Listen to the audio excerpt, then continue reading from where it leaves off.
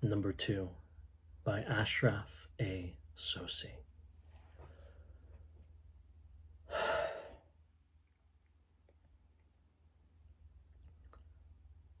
11th of November 2024.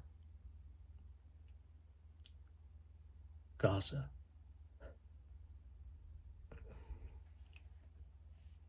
The deep wound in my heart, the land and the people being killed under the eyes of so-called advocates of humanity. What humanity are they talking about when they watch the slaughter of innocent children, women, and elders, while hospitals, schools, culture, and arts are being destroyed? What humanity is the world speaking of while our dreams have vanished? Our future has been destroyed, our energy dissipated, and our souls and lives drained. All without anyone lifting a finger.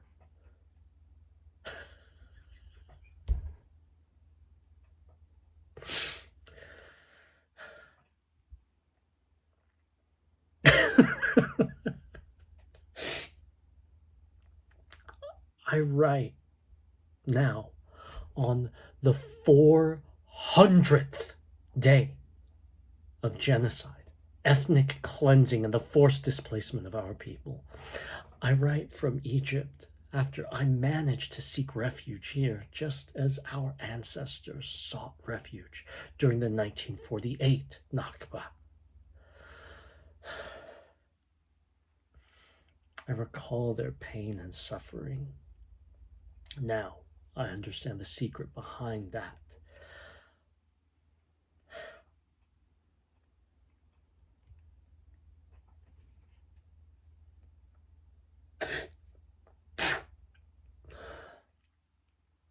Behind that sigh and the tear that lingered in my grandfather's eye when we would recall his childhood and youth in the village from which he was displaced. Now, history repeats itself. Yesterday, they were my ancestors, and today, it is my present.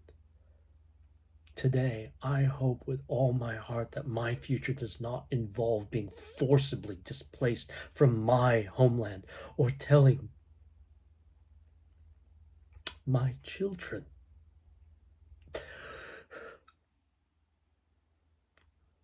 with a tear and a sigh, the new Nakba of Gaza.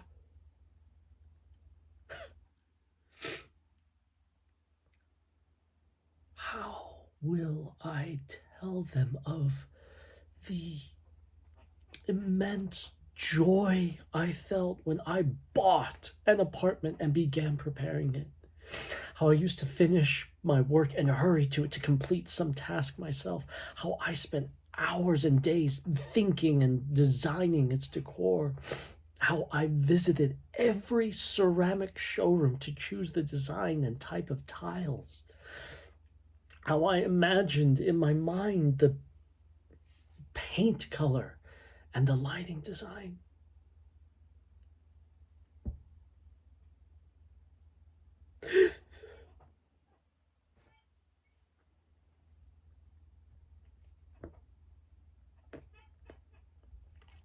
How I was getting ready to marry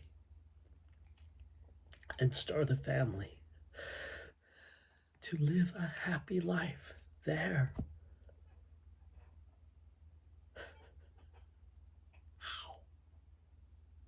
How, when the occupation has wiped out the entire residential area, leveling everything to the ground with bombs of death and destruction.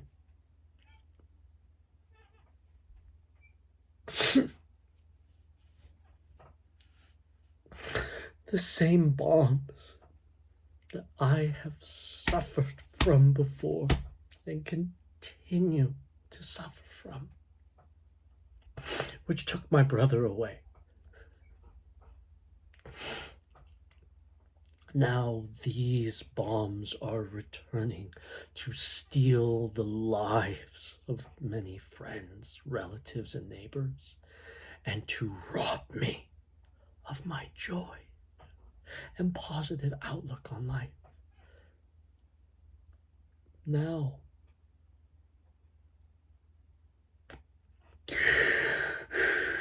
for the rest of my life, I will never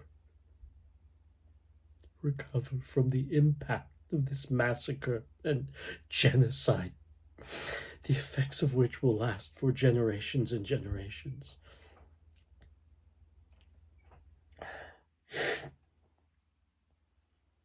But what matters now is that the details of Gaza do not fade from my memory.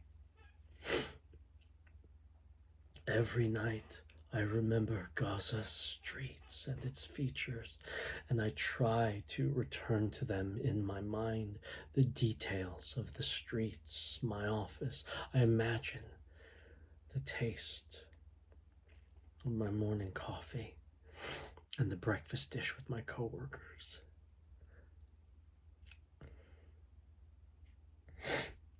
I hope this doesn't become just part of the past and memories.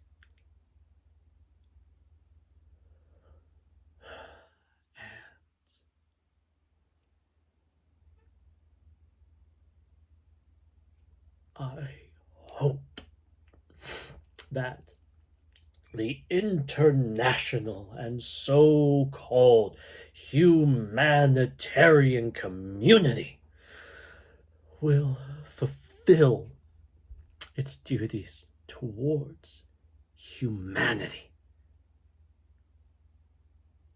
in Gaza, and that it will muzzle this oppressive enemy, the thief of our lives, our homes, our property, and